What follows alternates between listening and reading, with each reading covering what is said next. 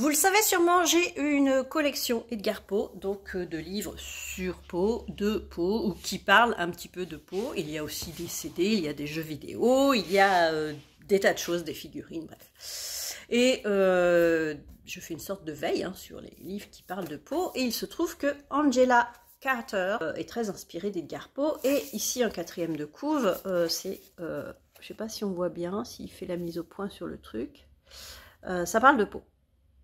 Faites-moi confiance. Et donc, sur la carte de couvre, ça parle de Poe, et on fait référence une fois à Poe dedans, mais c'est tout. Voilà. C'est tout. Non, c'est pas tout, parce qu'effectivement, on sent, surtout sur la fin, une inspiration d'Edgar Poe, clairement. Bref, donc j'ai lu ce livre-là aux éditions Christian Bourgois, dans la collection Titres. Là, c'est le titre 202. Et ça s'appelle Le magasin de jouets magiques.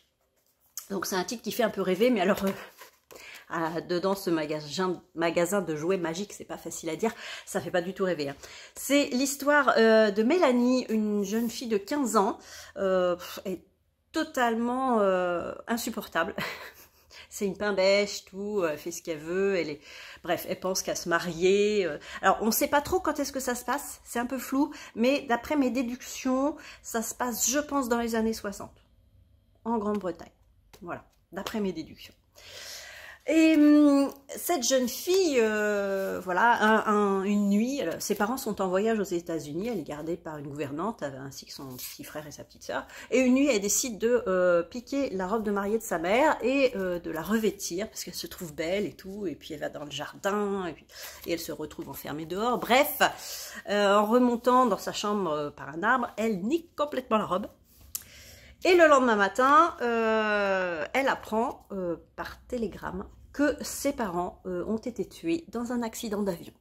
Et là, elle se dit, c'est de ma faute, j'aurais pas dû utiliser la robe, c'est de ma faute, bref. Les trois enfants, donc Mélanie, son frère et sa sœur, sont envoyés chez leur oncle qu'ils n'ont jamais vu, c'est le frère de leur mère, leur oncle qui est fabricant de jouets. Et il a une femme qui est muette, et avec eux vivent les deux frères de sa femme, Margaret. Et cette maison, il n'y a pas tout le confort qu'elle avait avant, hein. Ils n'ont pas l'eau chaude, c'est un peu sale, il fait froid l'hiver, bref. Et elle va devoir aider, Mélanie, elle va devoir aider dans la maison, donc déjà elle fait un peu de ménage, tout ça, elle s'occupe aussi beaucoup de la boutique, le magasin de jouets, elle tient la boutique avec sa tante Margaret. Et voilà, il y a les deux garçons qui tournent aussi autour, ils sont un peu bizarres, surtout un qui est très bizarre, un peu malaisant. Et Mélanie, là, elle devient presque, enfin, elle devient sympathique parce qu'elle est pleine d'humilité finalement, elle se rend compte qu'elle avait tellement de chance avant, et que là, maintenant, bah, elle va devoir vivre comme ça, elle se résigne presque aussi. Et son oncle, c'est un tyran, mais un truc de malade, dans les années 60, mais... Et ce mec, mais... c'est un monstre. Il l'appelle Barbe Bleue un petit peu aussi dans le bouquin, mais on comprend pourquoi, parce que c'est horrible. Et plus on avance dans le roman, plus on s'enfonce dans le glauque, le malaisant et tout ça, et ça finit un peu comme dans les contes de Poe, où ça se termine, je ne vous dis pas.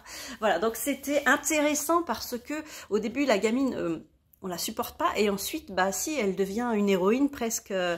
un peu comme Cendrillon, enfin, vous voyez.